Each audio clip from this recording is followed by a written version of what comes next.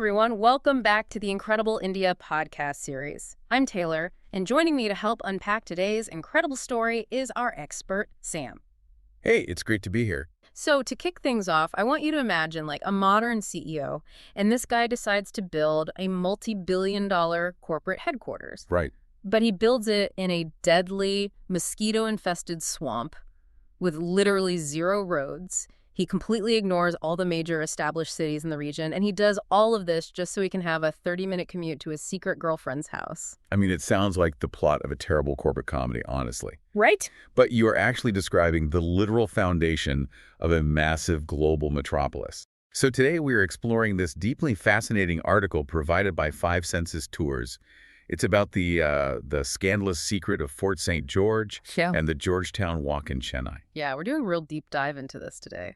Exactly. We're doing a deep dive into how this miserable, entirely useless patch of sand transformed into a global powerhouse. And, we're going to see that this city wasn't built purely on grand military strategy or like brilliant imperial planning. No, not at all. The true foundation of this empire is actually built on forbidden romance, global luxury trends, and a network of secret power brokers that history often, completely overlooks. It is such a cinematic, almost illogical story. I mean, I want you, the listener, to really picture this scene, okay? It is a humid, salt-thick night in July of 1639. Okay, set in the scene. Yeah. The moon is hanging low over the Bay of Bengal, and it's illuminating this desolate, swampy strip of sand. And galloping down the shoreline, down what is now the marina, is a lone rider. His name is Francis Day. Right, Francis Day. And he was an ambitious agent for the East India Company. And, at this precise moment in the 17th century, the East India Company was losing the geopolitical game.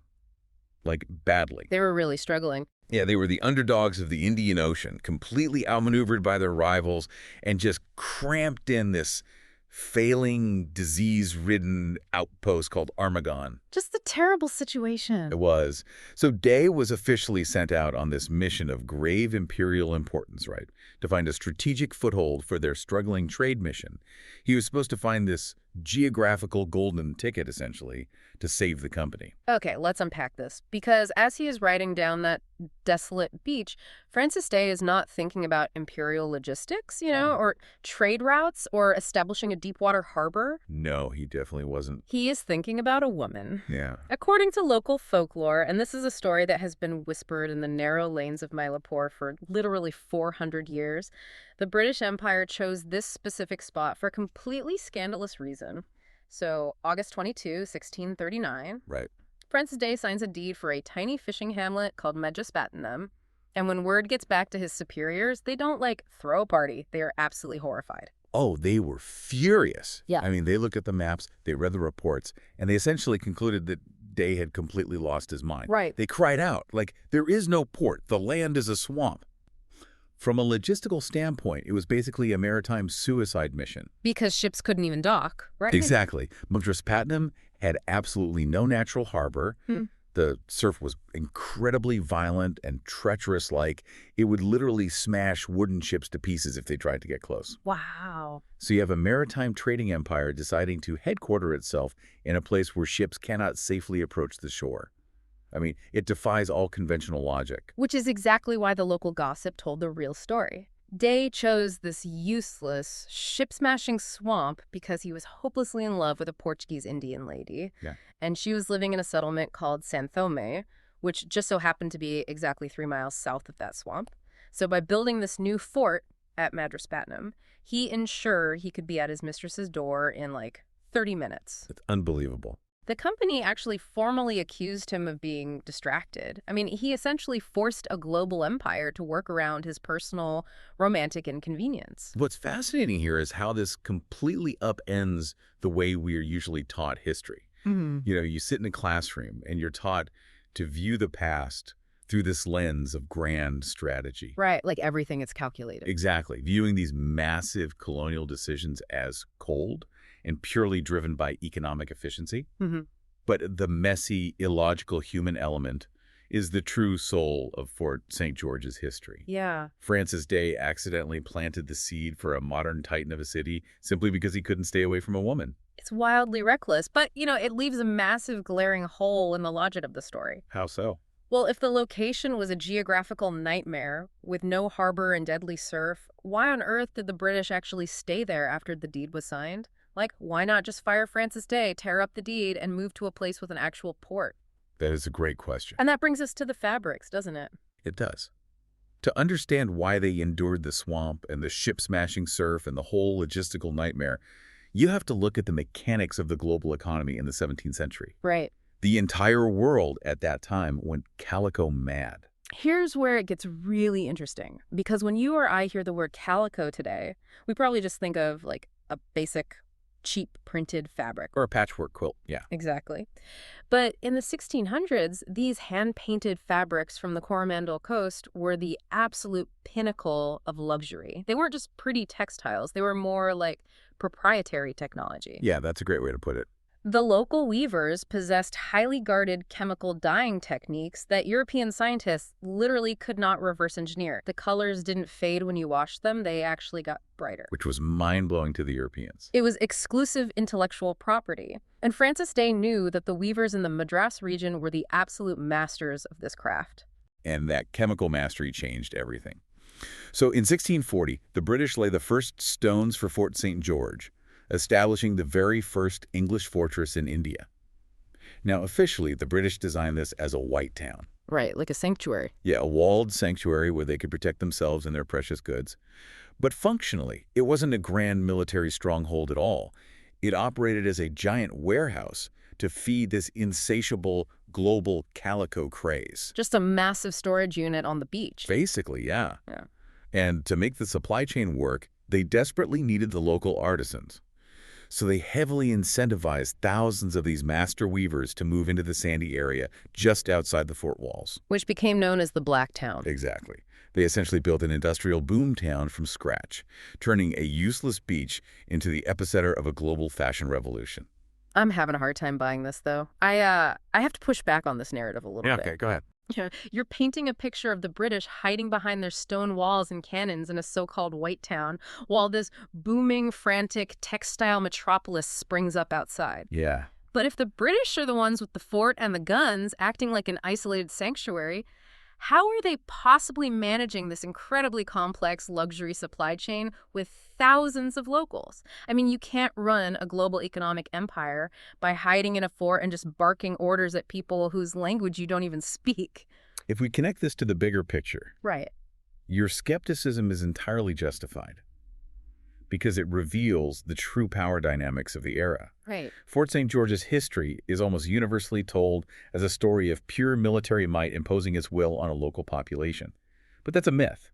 It was actually a history of deep, necessary, and really complex negotiation. Okay. The simple truth is that the British needed the locals far more than the locals needed the British. Wow, so it was completely inverted. Completely. The colonizers were completely dependent on the indigenous intellectual property, the weaver skills, and the local supply networks. The British were basically just warehouse managers. That's wild. This dependency resulted in a deeply symbiotic relationship.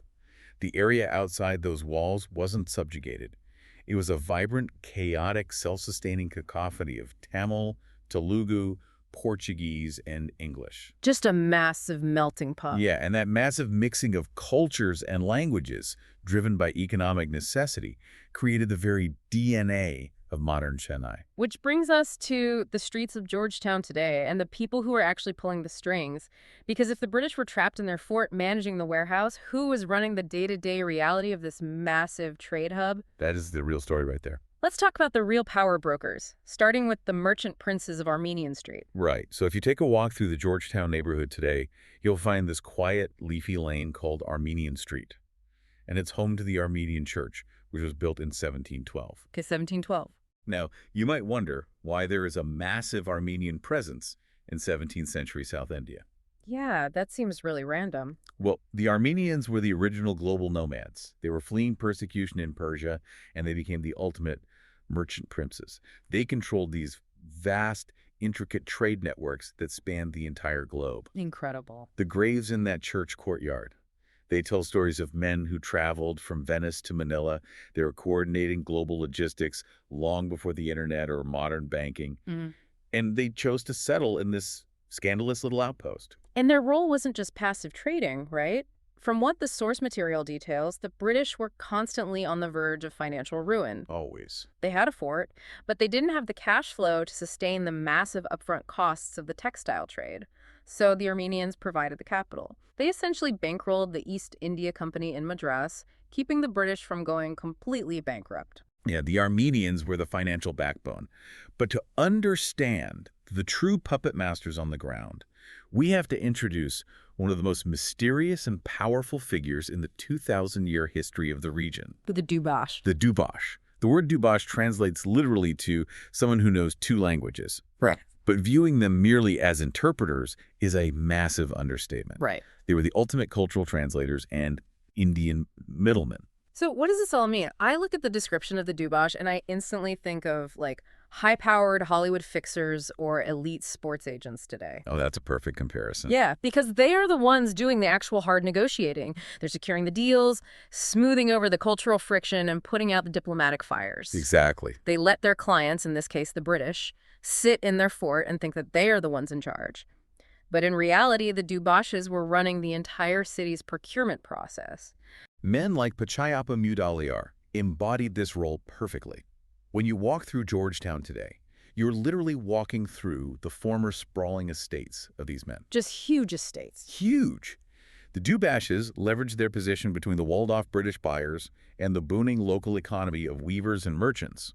They controlled the supply bottlenecks. Wow. They understood the local customs, the credit systems, and the transport networks, which meant they dictated the terms of trade. Wait, I need to pause on that. The source material explicitly mentions that these Indian middlemen were often vastly wealthier than the British governors themselves. Yes, they were. How does a translator end up richer than the colonizer who supposedly owns the fort? It all comes down to arbitrage and control. The Dubash didn't just take a salary.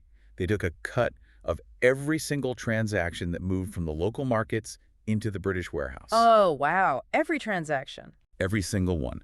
Because the British were entirely blind to the realities of the local supply chain, the Dubash could set the margins. And they used this immense, staggering wealth to build massive temples, fund major charities, and quietly manipulate the East India Company's policies from the shadows. That is brilliant. It is. The source material even notes a brilliant detail. When Francis Day's local girl scandal threatened to derail the entire operation, it was the Dubashes who managed the fallout. Really? They handled his PR? Basically, yeah.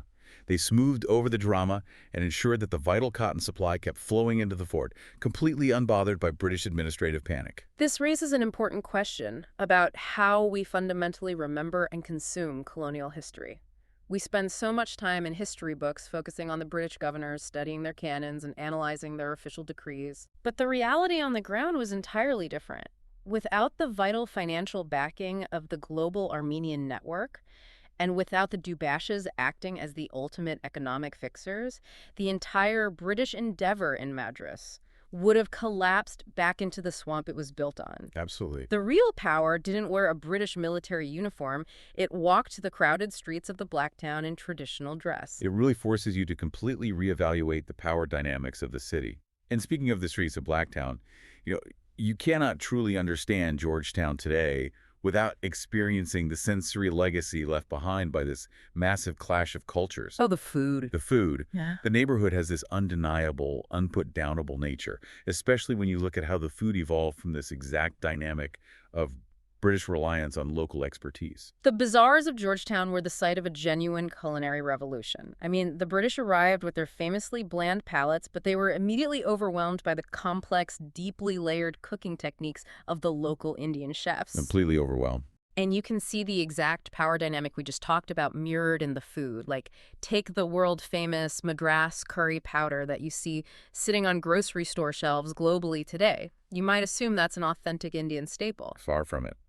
That powder was essentially a British attempt to bottle the absolute magic of the Georgetown spice markets so they could safely take it home. Right. The British cooks just couldn't comprehend or replicate the intricate sequential roasting and blending of individual spices that the local chefs mastered.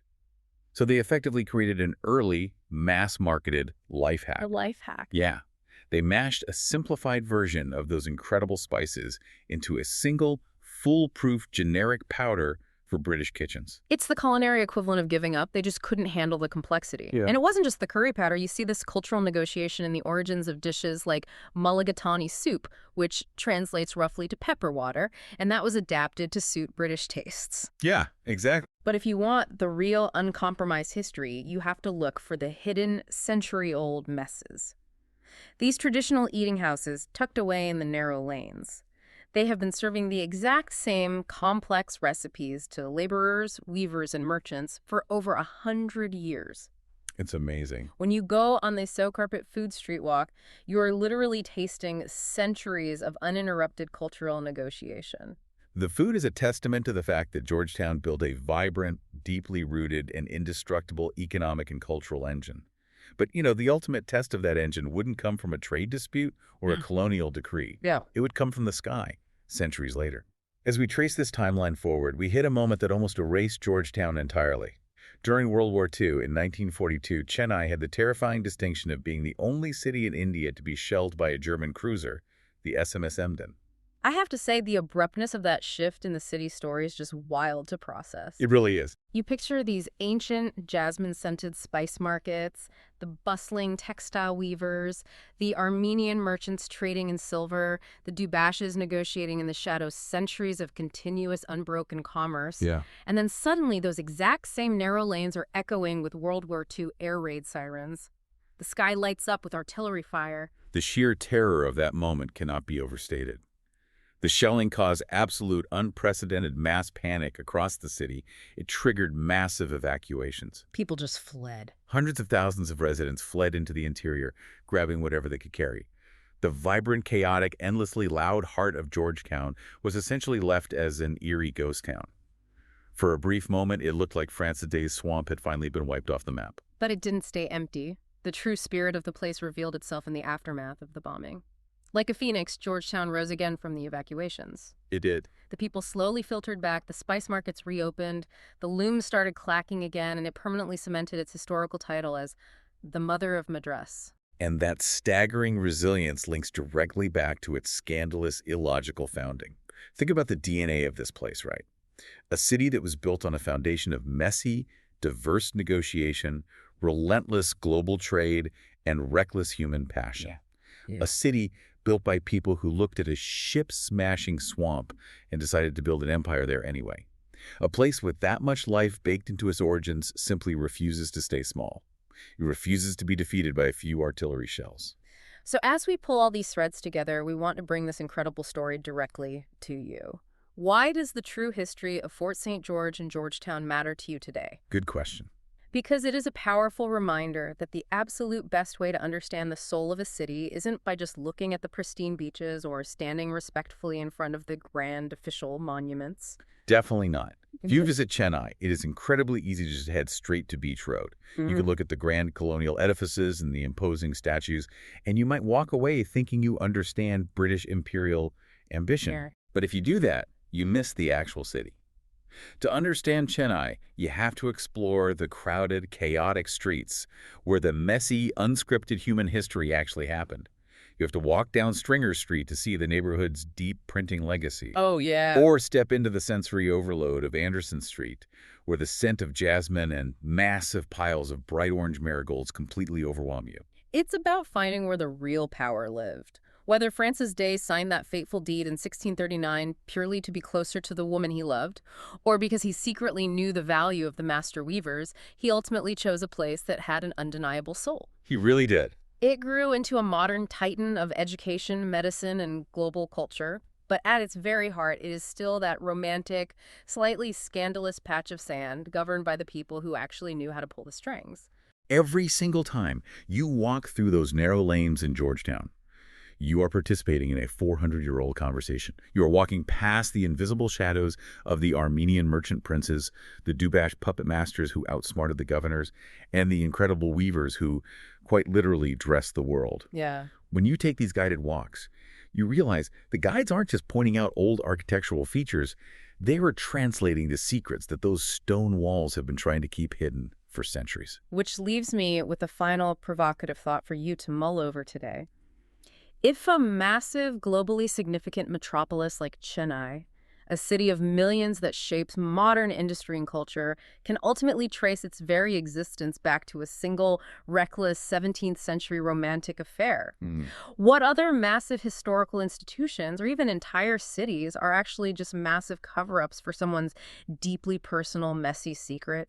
We are always taught history as a series of cold, logical, inevitable steps. But looking at the founding of Madras, you have to wonder how much of our modern world was built simply because someone in power was hopelessly distracted. If you decide to travel to India, we have a recommendation. Five Senses Tours organizes tours across India, which are immersive cultural experiences. You can email contact at fivesensestours.com. Note 5 is written as a numeral in contact at fivesensestours.com, or WhatsApp to +919 845 677 446.